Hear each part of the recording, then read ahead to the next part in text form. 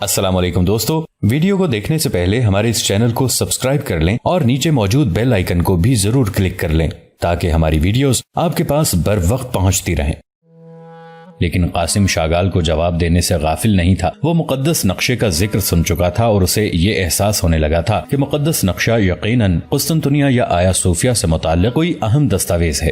قاسم چاہتا تھا کہ شاگال کی زبان سے مقدس نقشے کے بارے میں مزید معلومات بھی حاصل کر سکے۔ چنانچہ قاسم نے کہا، شاگال، تم یسوع مسیح کے سچے راہب نہیں، سچ پوچھو تو ایک مکار جادوگر ہو۔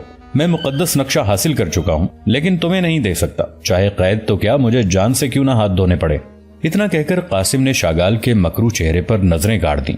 وہ شاگال کا رد عمل دیکھنا چاہتا تھا اور شاگال کا رد عمل اس کی توقع کے عین مطابق نکلا، کیونکہ شاگال کی آنکھوں میں تجسس کی لہر نظر آئی۔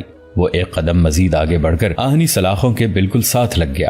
قاسم بھی کمبل لپیٹے لاغر قدموں کے ساتھ چلتا ہوا سلاخوں کے نزدیک آ کر ٹھہر گیا، لیکن اس سے پہلے کہ قاسم آہنی سلاخوں کے نزدیک ایک قدم کے فاصلے پر پہنچتا، شاگال نے عصا سیدھا کرتے ہوئے اسے رکنے کا حکم دیا اور کہا، نوجوان جاسوس، وہیں رک جاؤ۔ یاد رکھو، میں تم سے ہر قیمت پر مقدس نقشہ حاصل کر کے رہوں گا، کیونکہ اس مقدس نقشے میں پورے قسطنطنیہ کی جان ہے۔ حقیقت تو یہ تھی کہ قاسم مقدس نقشے کے بارے میں خود بھی کچھ نہیں جانتا تھا۔ اس نے مقدس نقشہ نہ دینے کی بات کر کے دراصل اندھیرے میں تیر چلایا تھا، لیکن اب اسے مقدس نقشے کی اہمیت کا احساس ہو رہا تھا۔ اسی اثنا میں شاگال نے اپنا عصا ایک مرتبہ پھر اٹھایا اور قاسم سے آخری بار کہا، نوجوان، میں جانتا ہوں کہ تم نے سپہ سالار نوٹراس کی وساطت سے مقدس نقشے کو حاصل کر لیا ہے اور بطریق اعظم کی ملازمت کے دنوں میں خود کسی جگہ چھپا دیا ہے۔ اگر تم نے نقشے کے بارے میں نہ بتایا تو تمہاری زندگی کو عثمانی لشکر کے لیے عبرت کا نشان بنا دیا جائے گا۔ شاگال کا عصا اٹھا ہوا تھا۔ اچانک قاسم کے ذہن میں ایک حیران کن ترکیب آئی اور اس نے جھپٹ کر شاگال کے عصا پر ہاتھ ڈال دیا۔ قاسم کی یہ حرکت اس مکار بطریق کے لیے یکسر غیر متوقع تھی۔ شاگال نے سنبھلنے کی کوشش کی، لیکن قاسم نے اس کے عصا کو دونوں ہاتھوں میں پکڑ کر پورے زور کے ساتھ اپنی جانب جھٹکا۔ شاگال تو سلاخوں سے پرلی جانب تھا، چنانچہ اس کا بھاری بھرکم جسم اپنے پیروں پر سنبھل نہ سکا اور وہ ایک جھٹکے کے ساتھ کوٹھڑی کی آہنی سلاخوں سے آ ٹکرایا۔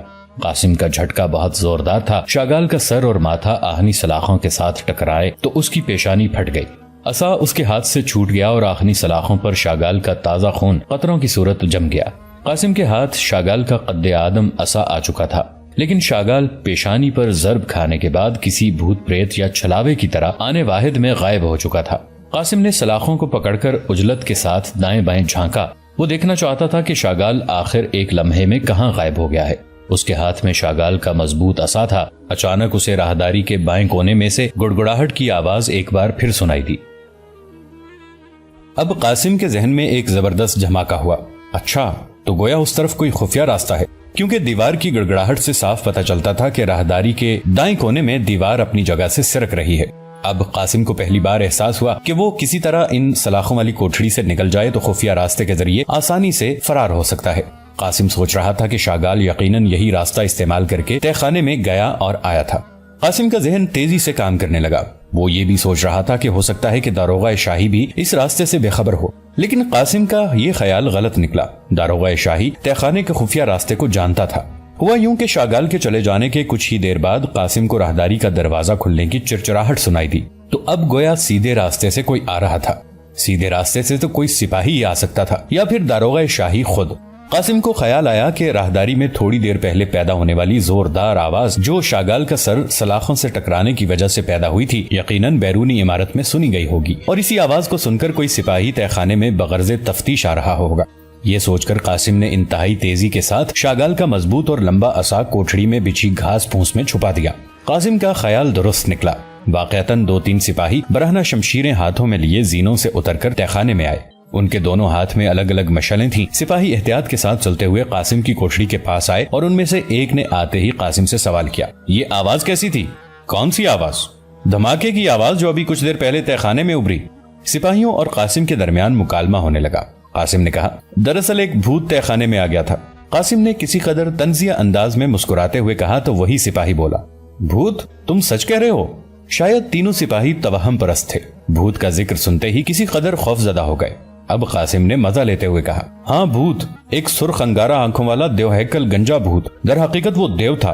قاسم سچ مچ سپاہیوں کو ڈرانے لگا۔ اب تینوں سپاہی مزید یہاں نہیں رکنا چاہتے تھے. ان کے ہاتھوں میں مشعلیں تھیں. انہیں تہہ خانے میں شاگال کے آنے کا ایک ایک ثبوت دکھائی دے سکتا تھا. لیکن بھوت کا ذکر سنتے ہی وہ الٹے قدم دوڑے. اب قاسم نے آخری وار کیا. ٹھہرو بہادر سپاہیوں ٹھہرو، پہلے ان سلاخوں کو تو دیکھتے جاؤ.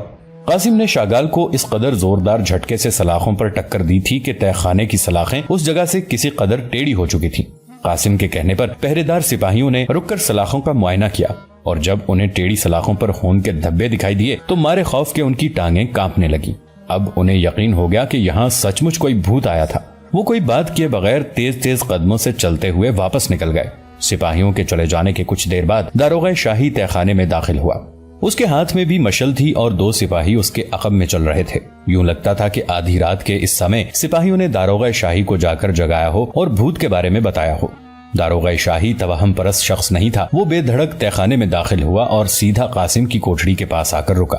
اس نے خون آلود سلاخوں کا معائنہ کیا اور راہداری کے فرش پر تفتیشی نگاہوں سے مشل کی روشنی ڈال ڈال کر دیکھنے لگا. داروغہ شاہی کو تہہ خانے میں کسی کے آنے کے آثار صاف دکھائی دے رہے تھے. راہداری میں شمال کی جانب کی گھاس پھوس بکھری پڑی تھی اور کسی کے قدموں کے نشانات چلتے ہوئے شمالی دیوار تک چلے گئے تھے. داروغہ شاہی ایک ایک چیز کا جائزہ لیتا ہوا راہداری کی دیوار کے بالکل نزدیک آ کر رک گیا. یہ پتھریلی دیوار راہداری کو بند کرتی تھی. یہ تہہ خانے کی سب سے تاریک جگہ تھی اور اس جگہ کی کوٹھڑیوں میں چوہوں اور سانپوں کا راج تھا. داروغہ شاہی پتھریلی دیوار کی جڑوں میں گہری نظر سے غور سے دیکھنے لگا. وہ دیکھنا چاہتا تھا کہ کیا کوئی شخص تہہ خانے کے خفیہ راستے سے تو نہیں آیا. داروغہ شاہی خفیہ راستے کے بارے میں جاننا چاہتا تھا. یہ دیوار ایک خفیہ اینٹ ہلانے سے اپنی جگہ پر آ کر گڑگڑاہٹ کے ساتھ سرکنے لگتی تھی. داروغہ شاہی کو یہی معلوم ہوا کہ کوئی شخص یقیناً اسی راستے سے آیا ہوگا.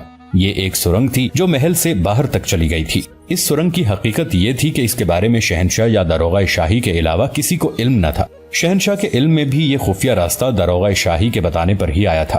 داروغہ شاہی اس وجہ سے بے حد حیران تھا کہ آخر وہ تیسرا شخص کون ہو سکتا ہے جو خفیہ سرنگ کے بارے میں جانتا ہے.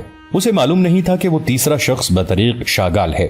اس خیال کے تحت داروغہ نے اپنے ساتھ آئے دونوں سپاہیوں کو واپس جانے کا حکم دیا. وہ سرنگ میں اکیلا داخل ہونا چاہتا تھا.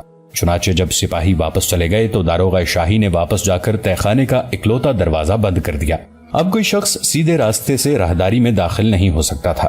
داروغہ نے اپنا ہاتھ تلوار کے دستے پر مضبوطی سے جما لیا اور قاسم کی کوٹھڑی کے قریب سے گزرا تو کچھ سوچ کر رک گیا اور بولا, سنا ہے تمہیں کوئی بھوت نظر آیا ہے, سرخ انگارہ آنکھوں والا دیو.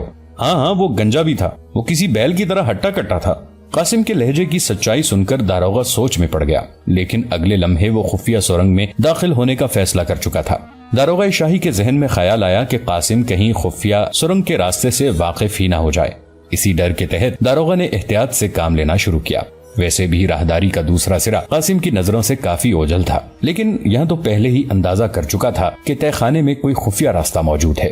داروغہ شاہی شمالی دیوار کے پاس جا کر رک گیا اور پھر اس نے اپنے بائیں ہاتھ سے سر پر نیچی چھت کی ایک اینٹ کو زور سے دبایا.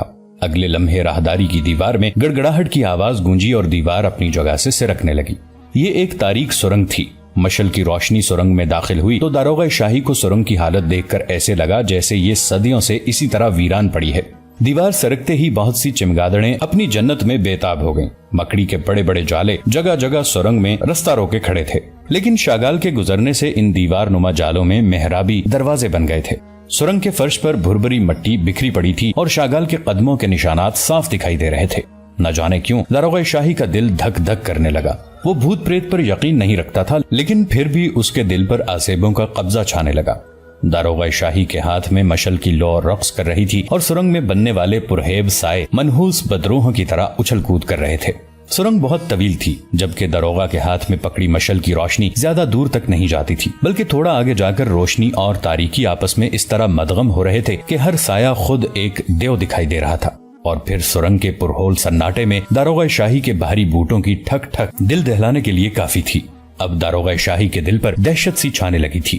داروغہ شاہی نے ایک قدم اور آگے بڑھایا تو اچانک اسے دور سرنگ میں 2 سرخ آنکھیں اپنی جانب گھورتی ہوئی دکھائی دیں, جیسے رات کی تاریکی میں کالی بلی کی آنکھیں کسی انگارے کی طرح دکھائی دیتی ہیں. بالکل اسی طرح داروغہ شاہی کے قدم رک گئے اور اس کی ٹانگیں کانپنے لگی. اسے یقین ہو گیا کہ سرنگ میں بھوت ہے. کچھ دیر کے لیے وہ سکتے میں آ گیا, لیکن ایک دم وہ ہوش میں آیا اور الٹے قدموں بھاگا.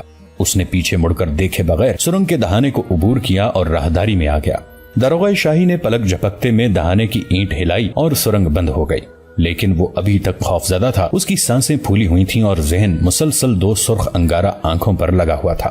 داروغہ شاہی شمالی دیوار سے واپس جانے کے لیے مڑا اور جب چلتا ہوا قاسم کی کوٹھڑی کے سامنے پہنچا تو قاسم اپنے پہلے اور آخری منصوبے کے لیے مستعد کھڑا تھا۔ قاسم سلاخوں کے ساتھ لگ کر راہداری کے بالکل نزدیک تاریکی کا ایک حصہ بن کر کھڑا تھا۔ اس کے ہاتھ میں شاگال کا مضبوط عصا تھا۔ داروغہ شاہی جو ہی قاسم کی کوٹھڑی کے آگے سے گزرنے لگا، اس نے قاسم کی جانب مڑ کر دیکھا، لیکن اس سے پہلے کہ وہ قاسم کو کھڑے ہوئے دیکھ کر حیران ہوتا یا کچھ کہتا، قاسم کا ڈنڈا اپنا کام دکھا چکا تھا۔ یہ شاگال کا وہی عصا تھا جو قاسم نے گھاس پھونس میں چھپا رکھا تھا۔ قاسم نے شاگال کا عصا دونوں ہاتھوں میں پکڑ کر داروغہ شاہی کے سر پر دے مارا۔ ٹھس کی آواز آئی اور داروغہ شاہی کی کھوپڑی پچک گئی۔ داروغہ شاہی کا بھیجا اس کے کانوں کے راستے سے نکلتا ہوا اڑ کر دیوار سے جا چپکا۔ وہ جہنم رسید ہو چکا تھا۔ داروغہ شاہی اپنی جگہ لہرایا اور راہداری میں شرقن غربن لڑک گیا۔ اس کی مشل گر کر بجھ گئی۔ قاسم تیزی کے ساتھ نیچے بیٹھا اور داروغہ شاہی کو ٹانگ سے پکڑ کر اپنی طرف کھینچ لیا۔ اوپر کی منزل پر موجود سپاہی بے خبر تھے۔ قاسم نے داروغہ شاہی کے لباس کو ٹٹولا تو کوٹھڑی کی چابیاں نکل آئیں۔ اب قاسم کے لیے یہاں سے فرار ہونا کوئی مسئلہ نہیں تھا۔ وہ تیزی سے اٹھا اور آہنی دروازے کے تالے کو ایک چابی ڈال کر کھول لیا۔ شاگال کا عصا قاسم کے ہاتھ میں تھا، جس کے ایک سرے پر داروغہ شاہی کی پچکی ہوئی کھوپڑی کا مواد تھا۔ قاسم کئی ماہ بعد آہنی دروازہ دھکیل کر کوٹھڑی سے باہر نکلا تو آزادی ملنے کی خوشی میں یہ بھول گیا کہ چند لمحے پہلے شاگال جیسا خطرناک شخص یہاں آیا تھا۔ راہداری میں زینوں کی جانب اکلوتی مشل جل رہی تھی۔ قاسم کو اگر سرنگ سے جانا تھا تو اس مشل کا ساتھ ہونا ضروری تھا۔ چنانچہ قاسم دبے قدموں کے ساتھ راہداری کے زینوں کی جانب بڑھا۔ قاسم نے راہداری کی اکلوتی مشل اٹھائی اور اب وہ سرنگ کا خفیہ راستہ تلاش کرنے کے لیے شمالی دیوار کی جانب بڑھ رہا تھا۔ قاسم پتریلی دیوار کے سامنے پہنچ کر رک گیا اور دیوار پر چاروں طرف ہاتھ مار کر کوئی ایسی اینٹ ڈھونڈنے لگا جو خفیہ راستے کی کلید ہو سکتی تھی۔ ادھر جب زینوں کے نزدیک سے مشل ہٹی تو اوپر کی منزل پر بیٹھے سپاہیوں کو پتا چل گیا کہ زینوں پر لگی مشل کو ہٹا لیا گیا ہے، کیونکہ تہہ خانے کا بیرونی دروازہ جو اوپر کی منزل میں کھلتا تھا اپنی چھوٹی چھوٹی جھریوں سے تہہ خانے کی روشنی ایک پیغام کے طور پر اوپر منتقل کرتا رہتا تھا۔ چنانچہ جو ہی سپاہیوں کو تہہ خانے میں غیر معمولی حرکت کا احساس ہوا وہ چونک گئے۔ انہوں نے اپنی تلواریں نکال لیں، لیکن بھوت پریت کا ڈر انہیں تہہ خانے میں داخل ہونے سے باز رکھے ہوئے تھا۔ ایک سپاہی نے جرت کر کے اپنے سالار داروغہ شاہی کو پکارا، لیکن کوئی جواب نہ پا کر وہ تینوں بھوتوں کے خوف میں بری طرح مبتلا ہو گئے۔ ٹھس کی آواز تو انہوں نے پہلے بھی سنی تھی، لیکن ان کے وہم و گمان میں بھی یہ نہیں تھا کہ جاسوس قیدی آزاد ہو جائے گا۔ قاسم راہداری میں ابھی تک دیوار ہٹانے کی کلید ڈھونڈ رہا تھا۔ اسے سپاہیوں کے پکارنے کی آواز سنائی دی تو اس کا دل دھک سے رہ گیا۔ اب اسے جو کچھ کرنا تھا جلدی کرنا تھا۔ قاسم کے بائیں ہاتھ میں مشل اور شاگال کا عصا تھا اور دائیں ہاتھ سے وہ اینٹوں کو ٹٹول رہا تھا، جبکہ داروغہ شاہی کی وہ تلوار جو قاسم نے اٹھا لی تھی قاسم کے پہلو میں لٹک رہی تھی۔ قاسم کافی دیر سے اینٹ تلاش کر رہا تھا۔ بالآخر اس نے اپنے سر پر موجود چھت کی اینٹوں کو بھی ٹٹولنا شروع کر دیا اور پھر یکلخت گڑگڑاہٹ کی آواز سن کر اس کی باچھیں کھل گئیں۔ قاسم سرنگ میں داخل ہوا تو اس نے اپنے پیچھے دروازہ بند کرنے پر مزید وقت ضائع کرنا مناسب نہ سمجھا اور مشل کی روشنی میں تیزی سے آگے بڑھتا چلا گیا۔ بڑھتے بڑھتے اچانک اسے خیال آیا کہ یہاں مکرو شاگال بھی ہو سکتا ہے، اور پھر یہی وقت تھا جب شاگال اس کے سامنے تھا۔ وہ دراصل 2 آنکھیں تھیں جو چند قدم کے فاصلے پر قاسم کو گھور رہی تھیں۔ انہی 2 آنکھوں کی دہشت نے داروغہ شاہی کو بھاگنے پر مجبور کیا تھا۔ گویا شاگال ابھی تک سرنگ میں ہی موجود تھا۔ قاسم کے اعصاب تن گئے اور اس نے داروغہ شاہی کی جو تلوار اٹھائی تھی اسے بے نیام کر لیا، جبکہ قاسم کے بائیں ہاتھ میں جلتی ہوئی مشل بھی تھی اور بھاری بھرکم ڈنڈا بھی۔ یہ دونوں اشیاء ایک ہاتھ سے پکڑنا قاسم کے لیے مشکل ہو رہا تھا۔ چنانچہ قاسم نے ڈنڈے اور مشل میں سے صرف مشل کا انتخاب کیا اور شاگال کے منحوس ڈنڈے کو ایک طرف پھینک دیا۔ قاسم نے ڈنڈا پھینکا، لیکن اگلے لمحے ایک منظر دیکھ کر اس کی آنکھیں حیرت سے پھٹی کی پھٹی رہ گئیں۔ وہی 2 سرخ آنکھیں جو کسی کالی بلی کی آنکھوں کی طرح چمک رہی تھیں ایک دم ڈنڈے کی جانب لپکیں، اور پھر قاسم نے دیکھا کہ ایک بڑا سا سیاہ رنگ کا بندر جھپٹ کر شاگال کے عصا تک پہنچا اور شاگال کے عصا کو اٹھا کر بجلی کی رفتار سے الٹے قدموں بھاگ گیا۔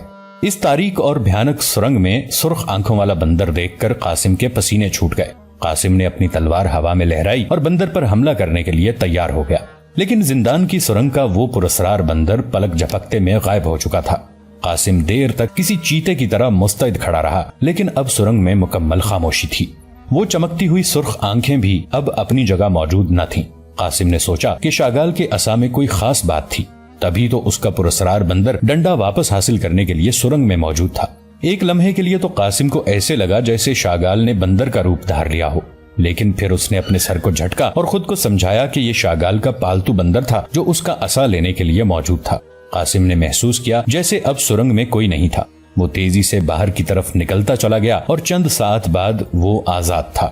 قیصر کے فرار کی خبر قیصر روم پر برق بن کر گری۔ پرانے اور تجربہ کار داروغہ شاہی کی موت نے ایوان سلطنت کو ہلا کر رکھ دیا۔ فرار کے واقعے کی تفصیل معلوم ہوئی تو قیصر روم کی آنکھیں مارے حیرت کے پھٹی کی پھٹی رہ گئیں، اور پھر جب اسے محافظ سپاہیوں نے یہ بتایا کہ سب سے پہلے تہ خانے میں ایک سرخ آنکھوں والا دیو داخل ہوا تھا تو قیصر روم کا دھیان فوراً اپنے خواب کی طرف بٹ گیا۔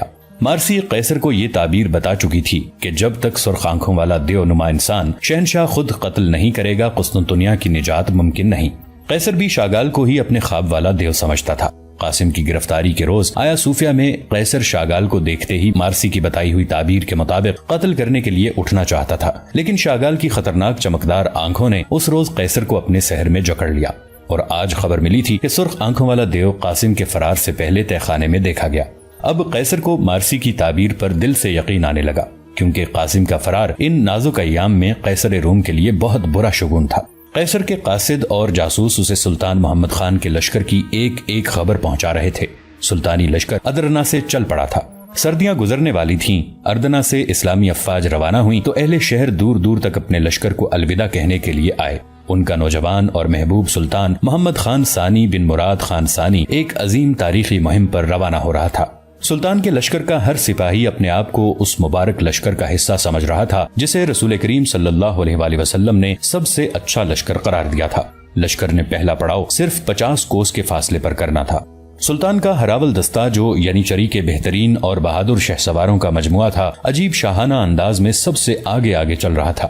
جاگیرداروں کی فراہم کردہ فوج کو ملا کر سلطانی لشکر کی تعداد 1 لاکھ کے قریب تھی۔ اٹھلا اٹھلا کر چلتے ہوئے شہ سواروں کے عقب میں بڑے اسلحے اور بھاری توپوں کی گاڑیاں رواں دواں تھیں۔